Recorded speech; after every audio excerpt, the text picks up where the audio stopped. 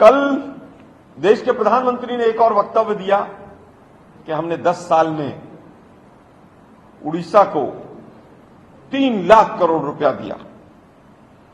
हम पूछना चाहते हैं राजा साहब, पहली बात तो ये कि आपके आंकड़े झूठे हैं। आपके तमाम मंत्री यहां पर कोई आंकड़ा देते हैं, आप कोई आंकड़ा देते हैं। पहले घर में बैठ के आप तय कर लो कि उड़ीसा को आपने केंद्र सरकार के मद से क्या दिया है। पहले घर में बैठ के तय तो कर लो आप लोग, क्योंकि आप झूठ बहुत बोलते हैं राजा साहब। इसीलिए देश अब कहने लगा कि आप झूठों के सरदार जैसे लगते हैं। आपके मंत्री आते हैं, केंद्र से लीडर्स आते हैं, वो कहते हैं 12 लाख करोड़, कोई कहता है 17 लाख करोड़।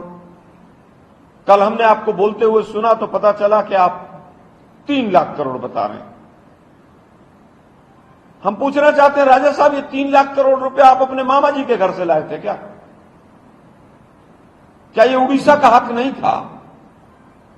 क्या ये उड़ीसा की जनता का हक नहीं था? मामा जी के यहां से याद होगा आप लोगों ने, मोदी जी की भाषा है, मैं अपनी भाषा नहीं बोल रहा हूं। मोदी जी पूछते थे पैसा मामा जी के घर से आता है क्या जो राज्यों को देते हैं? अब मैं मोदी जी से 2-3 सवाल पूछना चाहता हूं। मोदी जी, पहले तो ये बताइए कि ग्रीन एनर्जी का जो हमारा सेस का पैसा है उड़ीसा का, वो कितना बकाया है? उसको कब तक देंगे आप उड़ीसा को? वैसे तो आप 4 जून को जा ही रहे हैं, लेकिन आज तक क्यों नहीं दिया? कोल की जो रॉयल्टी का पैसा है अभी भी वो केंद्र के पास क्यों बकाया है? उसके बाद जीएसटी का